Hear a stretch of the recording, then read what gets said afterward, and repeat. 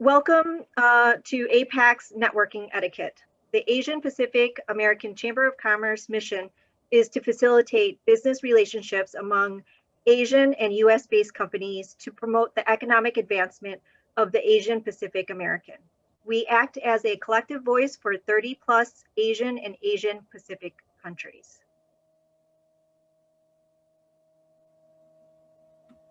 So this is where, let me just introduce myself. I am the executive director of APAC.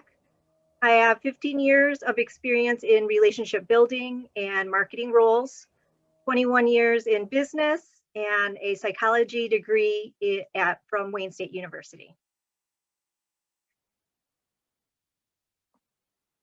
I've also taught LinkedIn etiquette to students and alumni at Welsh College, as well as at Wayne State University.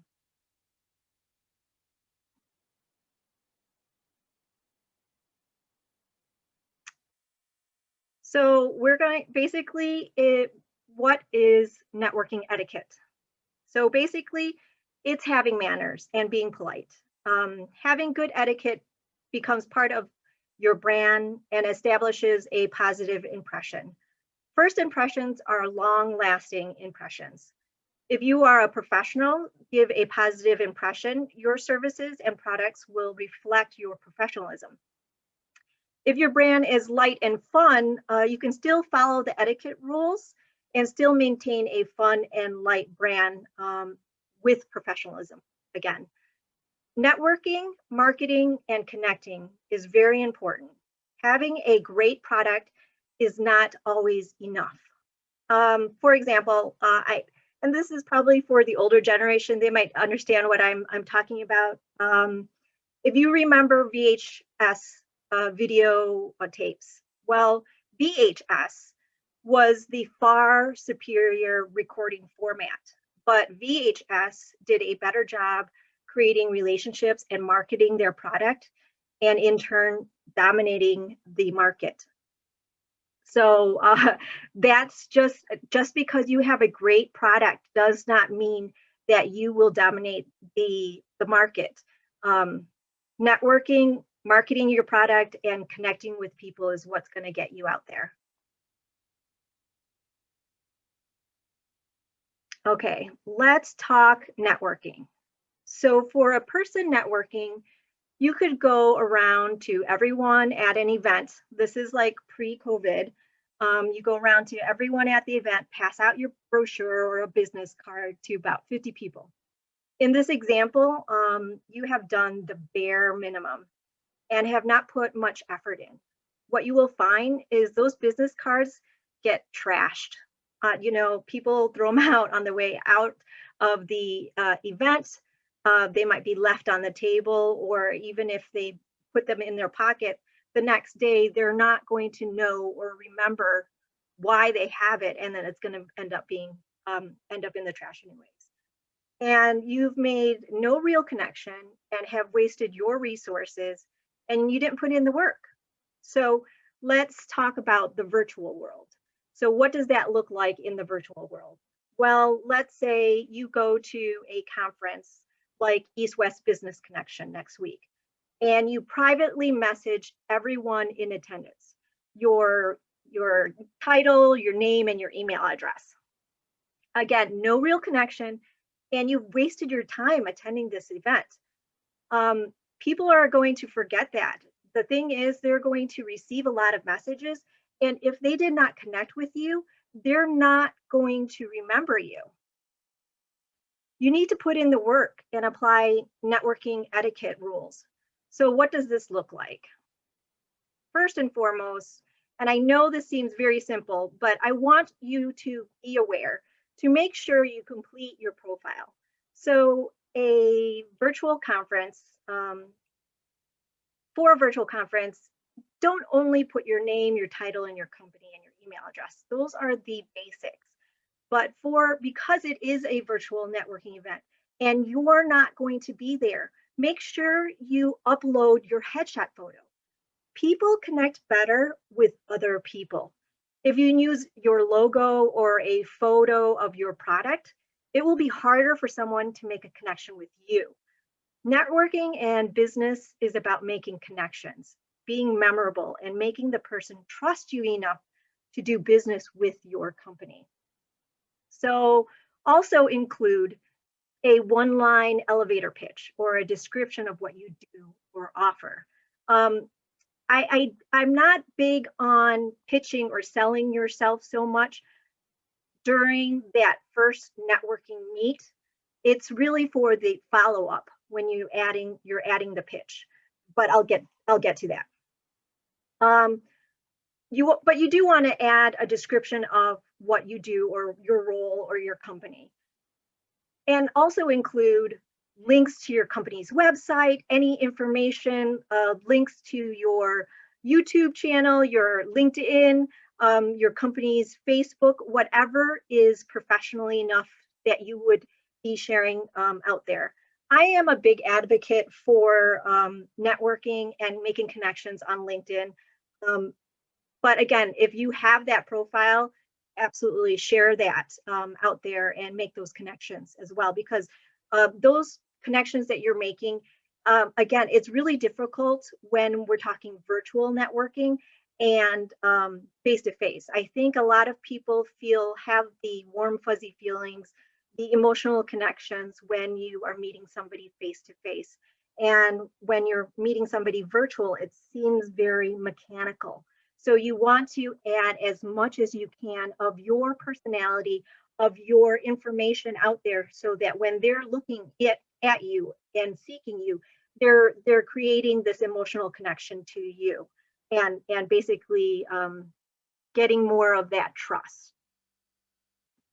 Of course, always include your email address and ways to contact you. So not only complete your profile, but also have all of this information handy.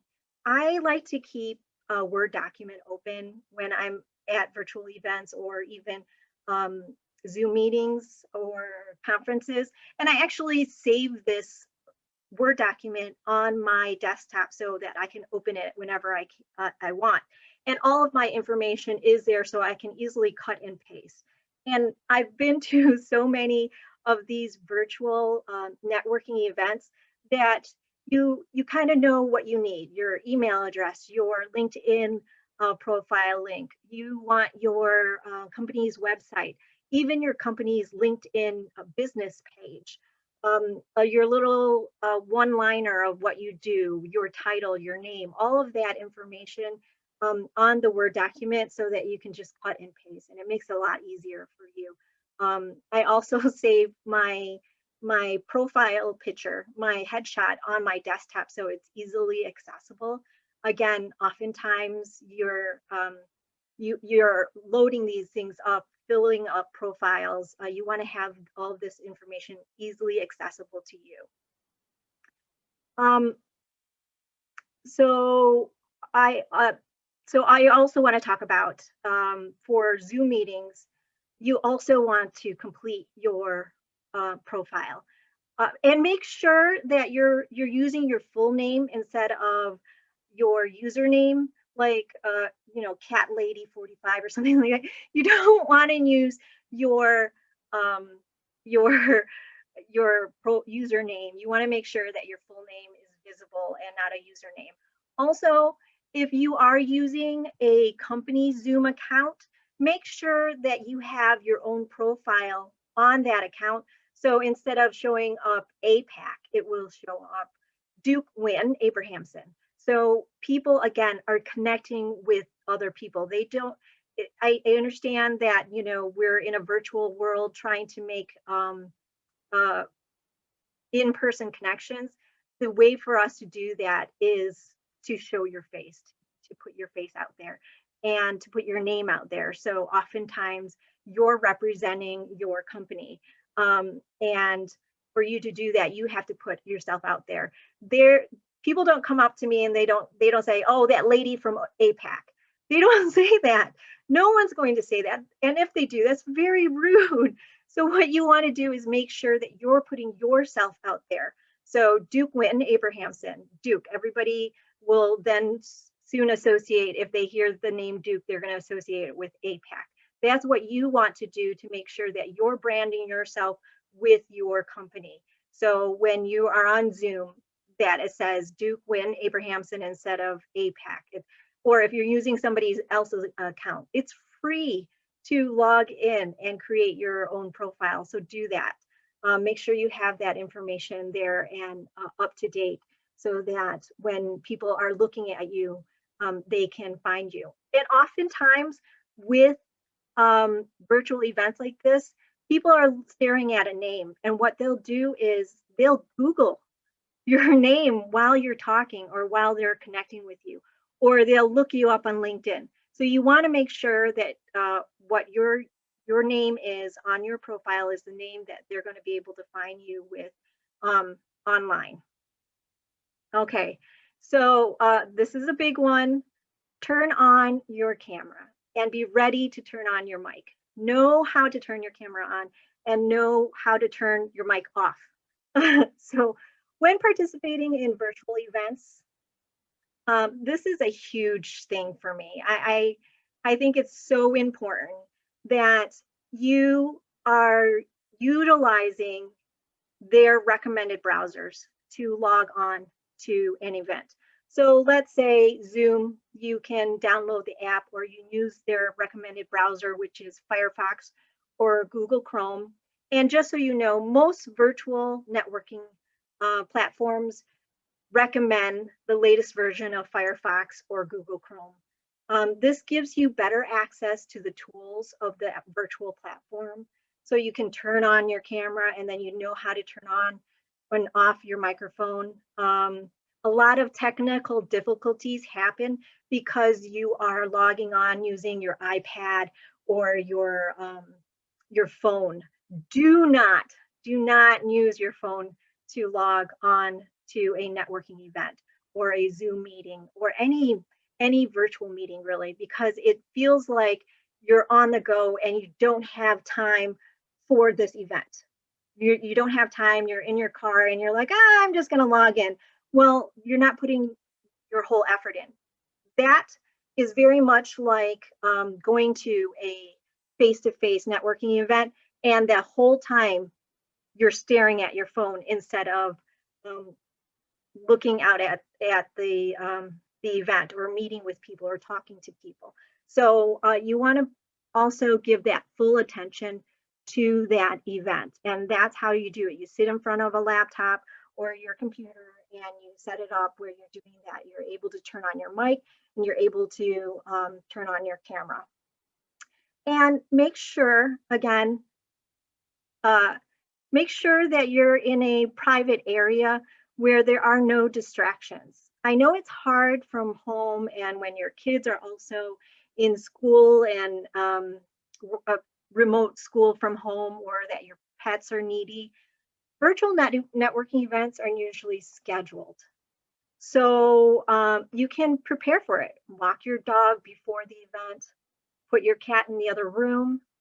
I have a do not disturb sign on my door. And I tell my kids to text me instead of walking in. That being said, I do have my phone on vibrate. I have both my cell phone and my work phone here at my desk. I put my work phone on silent. I put my cell phone on vibrate, and that keeps all of the distractions away, and it won't distract the people that I'm trying to connect with. That being said, I'm still accessible to my kids if in case of an emergency or something like that, they still are able to reach me. Check your background. I think this is an important one. And we've all been here for some time. We've been here for some time. We've all done the virtual events, the virtual networking. We've done this for some time, and let's make sure that our background is clear of clutter and distractions. I want to point this out because a lot of times people are depending on the the virtual background, and which is great. When I first started when working from home and with COVID and everything like that, and doing virtual events, the back of my background was my bedroom, and I found that's that was a distraction to a lot of people. And some of the networking platforms, some of the platforms did not offer virtual backgrounds, or some of the platforms were not compatible with my computer. So my camera didn't allow these virtual backgrounds. So it was just so much easier to have my back facing the wall. I posted up an APAC logo behind me. This is actually the logo and not a virtual background, so it's always there. And I just have a small corner designated to my desk so that I'm working and clear of distractions. And I'm on these virtual events all the time, so it's always behind me, even when I'm doing social connections, family Zoom meetings or something like that. The logo is still behind me. It's very on brand. Keep your microphone muted until you are speaking. This is also a big one. Oh my gosh. I think that a lot of people automatically have their mics on and they don't know how to turn them off. Especially with Zoom, for some reason, they don't know how to turn it on and off. Make sure you're playing around with the platforms, whatever platform it is that you're on, whether it's Zoom, whether it's Teams, whether it's Loop In or Hop In. These platforms, these networking platforms are created so supposedly to be user friendly. So poke around and take a look and see what it is how to turn off your mic or how to turn on your camera on these platforms. Make sure you're aware before you start so that you can, and if at all, ask. Just throw it in the chat and ask people like, hey, where is this button? What am I supposed to be looking for? How am I supposed to turn this on? Everybody's very helpful with all of that, so definitely go ahead and do that. So now that we've done the prep work for these virtual networking events, what's next? And basically what is next is knowing your target. And this is actually something that some of these smaller businesses don't really like it when I tell them that they really need to focus on a certain target. Identify your typical customer and tailor your pitch accordingly to that company. So no one can afford and has the time to target everybody. You really can't. Targeting a specific market does not mean that you are excluding people who do not fit your criteria.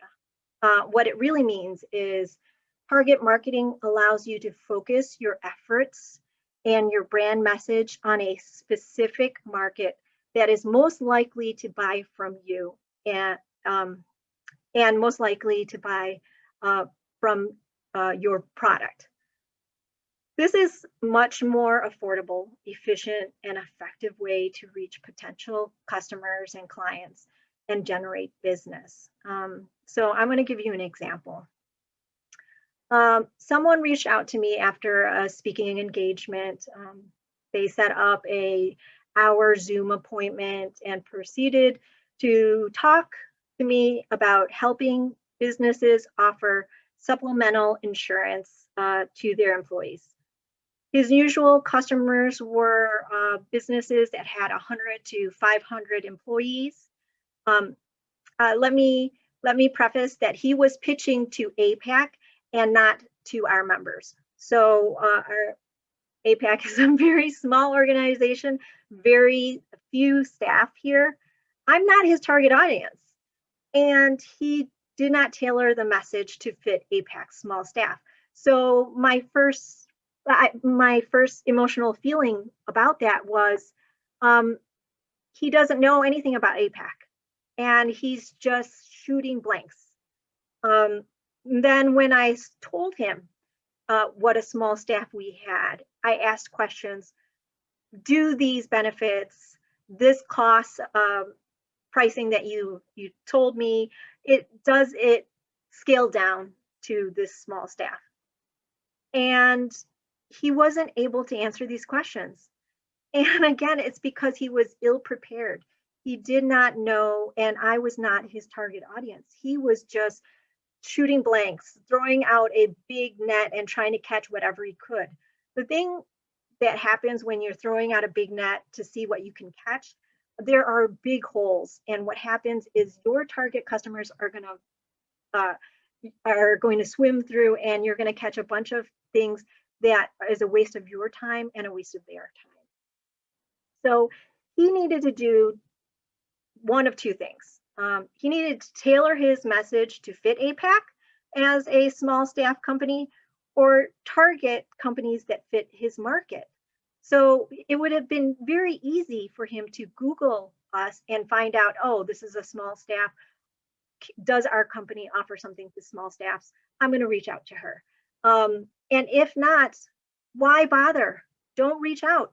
Don't waste your hour. You could have been spending that hour researching and targeting somebody else that would buy from your company. So how to do this? How to really work on your target market, and how to find who the people that you're meeting with, the people that you're networking with. How can you tell? How do you know that they are your target market? Well, it's easy, especially virtually. I think when it was face-to-face and in-person networking, you just met with everybody. You met with everybody, you talked to everybody, and you did not know beforehand, before going or while you're there, if they were your target market or not. So you asked a lot of questions. But now, because we are in the virtual world, what we get to do is we get to Google. You can easily Google these names. You can Google these companies, because, and if they've completed their profiles, those are the people that you're going to hit up first, because all of that information is readily available to you. So you Google them, you click on their links, you read up on that company, and it doesn't take that long to really just look to see if you're going to spend some time with this person. And then ask questions. Networking events, people love talking about themselves, and they love talking about their companies. So conferences like East-West Business Connection, I do not recommend sending a blanket message to all the attendees. Do not send a message to all of the attendees one by one and say, hi, I am this person and I do this, contact me here. You've created no relationship. And when they do meet you, they're like, so why did you reach out to me? Why did you connect with me? There's this negative feeling already when somebody spams you like that. Basically, that's what it is. It's spam. And when somebody spams you like that, you already have this negative feeling, emotion towards that person. Again, what we want to do is we want to create positive emotional connections, especially during virtual events. And a negative review goes a lot faster and a lot further than a positive review. So you want to avoid doing something like that. I know a lot of people that have been in networking for a long time, they often do that because they're like, oh, I just want to get my information. I just want to get my information out. That, again, you're not connecting with anybody. What's that point? What's the point in going to the event? You could have easily bought a email list and sent spam out that way instead. So the point of networking events is to connect. And that's what you want to do. So let's talk about how we're going to make this connection. So what does that look like? So, well, actually, let me touch base on clicking on the profiles of the attendees. So let's say you're at an event and you're clicking on profiles of these attendees, this is part of the process of making the decision of whether this person is your target audience or not. Sometimes though, when you're at an event and you know that this is the target company that you want to hit, but the person standing in front of you is not the decision maker. It's not the right person in that company. It doesn't matter. That's why we call it networking.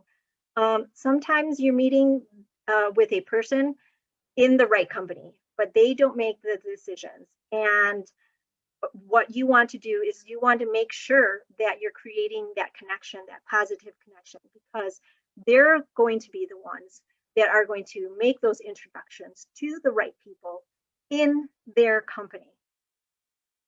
So, so this is a tip on the other side. This will help you also connect with other people. I want you to make sure that you are networking within your own company. You want to know what your company is doing, what their people in different departments, what their focus is, what their goals are, how they plan to achieve these goals. Knowing these things will give you a leg up when you're networking. It will open doors for you. When you're connecting with somebody and you're asking questions in regards to, hey, what does your company do? What does your company need? What are you guys looking for? And it turns out that they need to hit up somebody in the HR department. And you're like, you know what? I'm actually friends with my HR person. Maybe I can make that introduction for you.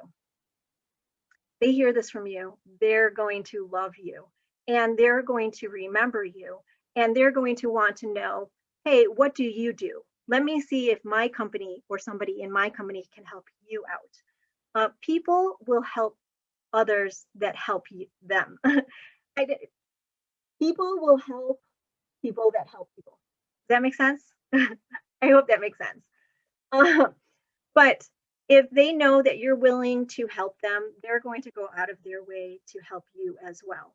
So this is a great way to make that connection, to make that networking is a two-way street. And people say that all the time, but sometimes you don't know what that means. What does that mean as a two-way street? I can't do anything. I can't help them, and I'm trying to find business for my own company. I can't help somebody else. Well, you could if you knew what your company needed, and because you're helping them, they're more likely to help you. Again, it's about relationship building. It's about creating this network of friends. Networking is making friends. That's what it is. If you're making friends and you're surrounding yourself with all of these people that like you and know what you do, and you have been helpful to them, they're going to go out of their way to help you.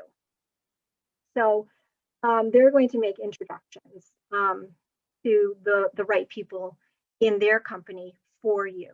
Oftentimes, again, I'm going to tell you this again, oftentimes when you're networking, you're hitting up the right company, but not the right person that makes the decisions. So you want to create that relationship with this person and open up your network a little bit further by getting into their contacts, finding out how they, if they are willing to make those referrals for you, those introductions.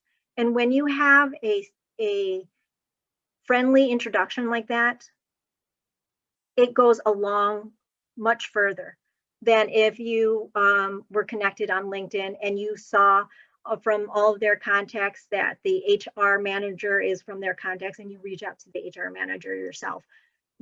Absolutely, you can do that, but what happens often is that HR manager is going to ignore your request, or they're going to ignore your email because they get tons of emails. If you get an introduction from somebody within that company, that's going to open doors much further and much wider for you. Okay, let me hit up my notes here. If you guys have questions, please put them into the group chat, and I'll definitely get to those.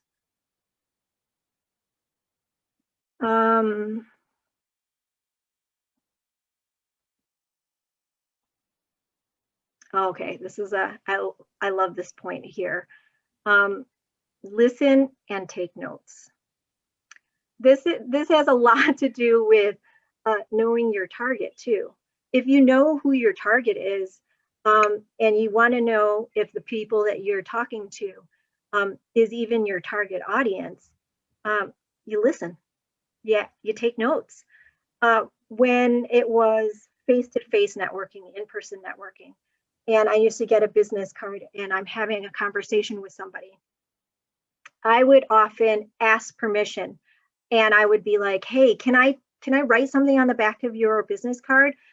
Um, and oftentimes it's because I want to remember the conversation that we're having because the conversation was flowing and I wanted to remember this person and that conversation. Because oftentimes you're going to meet with several people and you want to make sure that you remember the name and the company and the right conversation. So I used to ask permission all the time.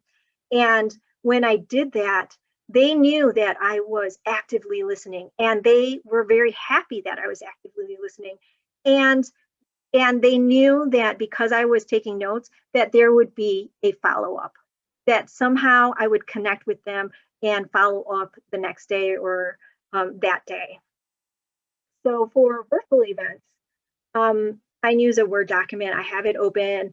And then when I'm having this conversation with somebody, I oftentimes tell them, I'm like, sorry for the silence. I'm just taking notes right now. I love the fact that we're talking about this and continue that conversation. Ask them more questions. And the more questions you're going to ask will lead you to figure out if this is your target market at all. And if this is the right person to be talking to. So you ask them, oh, what does your company do? Who's your target market? How big is your company? What's your role for your company? How you know so now you know who this person is, what they do for their company, and are they the decision makers for you? You're asking these questions and they're happy to share these answers with you. So now you know, hey, is this the decision maker? Yes, no. Should I pursue this further? Yes, no. Again, you're going to try to figure this out, and you want to leave this as a positive note, especially if this is your target audience, but this is not the right person, the decision maker. That's okay, because this is going to lead to your next step. You're adding to your network, and their network is adding to your network. So I know that you can't ask too many questions during speed networking. That's when you have like 3 to 4 minutes to do introductions. You're paired up with one person, and you have a minute to or 2 minutes to just introduce yourself, and then they introduce themselves. What I often do during these speed networking is if I'm interested in this person, I ask them permission. And asking them permission is a great opportunity because I ask them permission, can I connect with you after? You don't have to be specific about after when, after the speed networking, after the event, after today. And you're asking them permission, and oftentimes they'll say yes. And because you've already asked them permission, they're going to be more receptive when you reach out because they know that you're going to be reaching out because you asked them. And let's say they have a lull in their networking and everything like that, and you ask them permission already, they're going to seek you out. They're going to be like, hey, you know what? Duke asked me if she could reach out to me. I wonder if she's here. I wonder if she's talking to somebody right now. Maybe I'll reach out to her. This is a great opportunity when people, especially when they say it verbally, when you ask, hey, can I connect with you after the speed networking? And they say, yes, I'd love it. Because they said it, there is a psychological button that was pushed in their head that they're more receptive to you when you do reach out to them because they gave you permission to. They've already said yes. So that's the best. You always want to ask permission and for anything. When you're asking permission for permission, and they say yes, you're opening the door wider and wider and wider because they've already said yes, and in their head they've already opened that opportunity further for you, even before you do an ask, because you've already asked permission. They've already said yes. They're more likely to say yes again, especially when you do your pitch. So it won't come as a surprise to them when you reach them either. So, like I said, they're going to be very receptive. So after you take notes, what's next? What's the next step? Here is the follow-up. So you've gone through the event and you've met with a bunch of people. You have all of these notes. What do you do with the follow-up? And this is the key right here. This is the where you're going to see all of your work come to fruition, and why you go through all of these steps. And this is why they call it etiquette too. These steps lead up to that appointment, that one-on-one connection that you want to make outside of a networking event. So let me give you the follow-up. This follow-up can be an email, I highly recommend, or a LinkedIn connection. You always want to personalize it though. So the follow-up is important, and this is where you put all of your notes that you took and you put it to use, and you follow up with an email and like a LinkedIn request. But you want to do this with it that day or the next day, within 2 days. You don't want to wait any further after that, because what happens is people move on from that event. Mentally, they move on, and they might not be as receptive to connecting with you after that. So I love this sentence. I put it up here for you. All the stuff in red is really for you to put in what you need is. It was great to connect with you at the conference, East West Business Connection, and hear about whatever it is that you guys talked about, your company, your product, your role, your thoughts on something. I would like to continue the conversation, share how I can help your company talk more about my product. Let's have coffee over Zoom. Does any of these times work for you? And then you put 3 different dates and times. Do not, please do not. And I've seen this more often because of these services that are being offered now. Do not send them your calendar scheduler and have them put in a time where they can meet you. It comes off like you're not valuing them as a consumer. It comes off like you're putting them in a role of a secretarial role rather than the decision maker, the person that is going to make connections for you. So don't do that. Do not send a scheduler to a high value consumer. You want to show them that you value them, and you value their time. So you have to do that work for them. Schedule it yourself. Offer them three times and dates, and then also if none of these if none of these times work for you, and you're not available, let me know. Let me know when you are available, and I'll work around your schedule. Again, you're trying to get onto their calendar. You're reaching out to them, so you want to make sure that you word it in a way where, hey, I'm going to work around you. I want to get on your calendar. I know you're an important person, and I know you're a busy person. So here are 3 days and times that maybe we can meet. But if none of these work for you, let me know. Let me know what's good on your calendar. And you can also be specific too. You can say, hey, are you available if on these dates? If not, how about any time in the next 2 weeks? Again, you want that conversation to be more fresh. They might come back, be like, I can't, this is busy season for us. How about this date? And they'll give you an alternative date.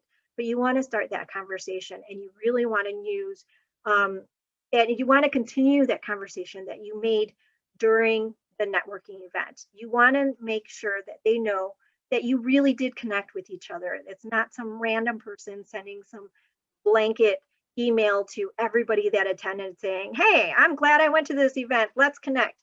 But we didn't. Why? The event is over. I'm moving on. I don't know how, I don't have time for this. And oftentimes the people that you want to connect with, those that are the decision makers, you want to make sure that you value their time and you show it. So this is a great way to do it. Now, let's talk about what if you don't have a definite next step. Let's say you made a connection, but you don't want to pursue, you don't want to spend another hour with this person talking. You just want to make sure that they understand that, hey, we've connected, and I want to let you know that we have connected. So it was great to connect with you at East West Business and hear about blah blah blah. I hope to be able to find a reason to do business with you and your company in the future. I wanted you to have my contact information if you need to reach out, and add your contact information. This is a great way to follow up with somebody that you don't think is your target market. You don't think that you can go any further than that, but you wanted to share your contact information with them. Again, because of that conversation, they might be like, hey, I want to hear more about your company, or hey, are you going to this event? I'll see you that next time. And you're building on top of those relationships. You always want to follow up. Always. If you met with this person, you want to follow up, whether they're going to take you to the next step or not, because you're building your network, and you don't know who they know, and you don't know how they can help you by just a conversation that you had with them. So you want to leave a positive impact on all of those that you've networked with, and you want to share your contact information. Maybe they didn't think that you were important enough to keep that information, but now they have it in their email, and they'll keep it, and then they can very easily search you. If they have Outlook, they can search, your subject line or your title. So make sure when you're sending emails to put in the appropriate subject lines, to mention what conversations you had, the events that you met at. And so not only is the person feeling like, hey, I feel heard, I feel seen, but they also can search it again if an opportunity comes up and they want to connect with you further. So this is a great communication to use. So let's say you did not get to meet them. East West is a big event. There's a lot of people. You're connecting with a lot of people, and there are a few people that you never got a chance to connect with, or they were always busy talking to somebody else. This is a great message to use. I was at the East West Business and noticed you were there, but I didn't get a chance to connect with you. I looked up your company and blah, blah, blah. What did you learn about their company? You want to mention something. You took your time and effort into reaching out to them for these reasons. I would welcome the opportunity to learn more about your company and your role. Let's have coffee over Zoom. Does any of these times? Give them the dates and the time. If not, let me know your availability. I will work around your schedule. Again, this is a great way to connect with somebody that you were not able to connect with during an event. You will notice this message does not have your pitch in it. You're not selling to somebody. You're not selling your pitch. Here, you just want to connect. You want to network. You want to build your network. This is the reason why you're reaching out. You're not reaching out to them because you want to give them your sales pitch. That's not it at all. You want to reach out to them because you've already done your homework. You know that this is your target market. This is the decision maker, but you didn't get the chance to connect with them at the event. This is how you connect. You want to do what you were going to do at the event after the event. because they were there for a short time. They came in, they left because they had a busy schedule that day, or they're the important decision makers. So there's a lineup of people that want to talk to them, and you didn't get a chance to network with them. This is a great opportunity to be in the same place with somebody, not connect with them that day, but be able to connect with them the next day. This is how you extend a networking event. And this email works for in-person connecting as well. Oftentimes when you're at a face-to-face in-person networking event, there will be that one person that's swarmed by a number of people, and you don't know how you're going to stand out. You might just be able to come in and say, hi, my name is Duke. I am with APAC. I hope we'll be able to connect later. And then that's it. And they're swarmed with people around them the whole time. How do you stand out? You follow up with this email and say, hey, I'm sorry we weren't able to connect further. I'd love to meet with you, learn more about you. Here's some time. Maybe, again, because they are busy people, you don't want to schedule an hour. If you say an hour, it scares people off. But if you say, hey, coffee, half an hour, all I want from you is a half an hour, and I just want to know what you do and what your goals are, they're more willing to meet with you. So let's go over don'ts. And I want everybody to add to this, please. I know that you guys have probably experienced some of the don'ts of networking, and so please add that to the group chat. So I'm just going to list a couple of my don'ts that I see often for networking. Don't be shy about networking. I see that a lot of times, especially the right out of college students or people that are starting off in business, they're coming to these events or on virtual events, and they're waiting for people to come to them rather than go out. Everybody's there for a reason, and we're all there for the same reason. That's the best part of networking events.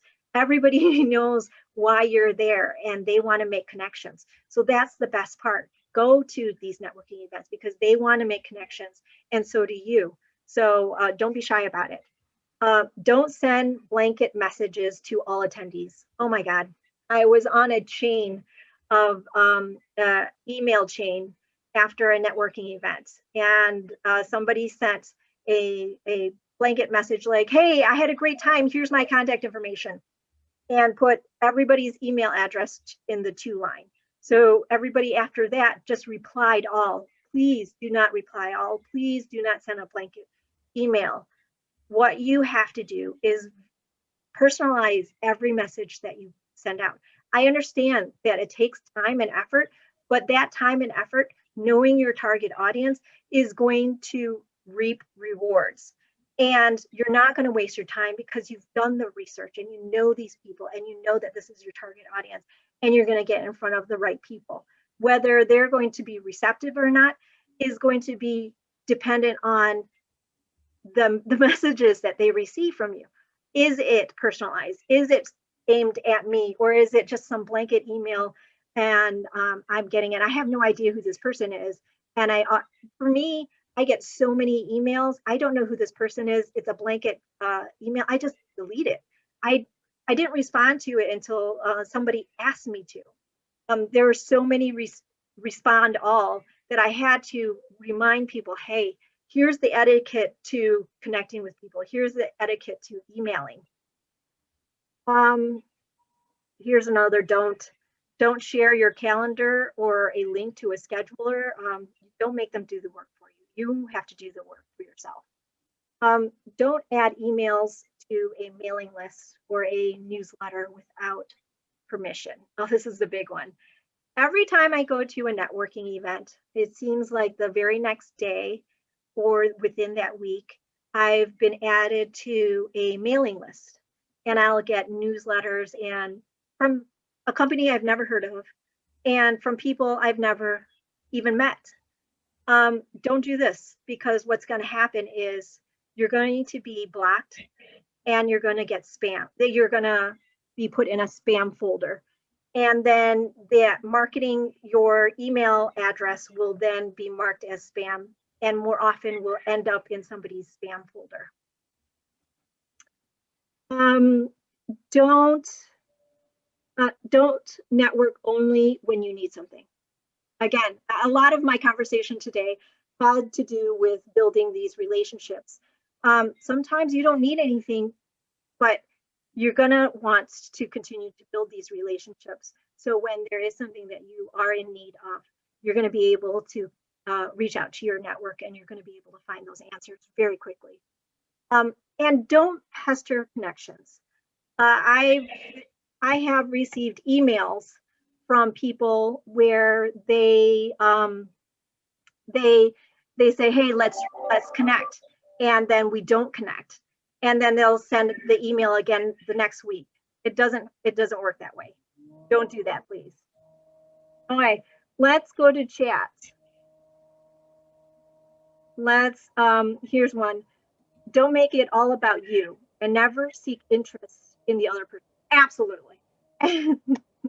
Absolutely. Ask questions, take notes, find out about this other person. This actually helps you.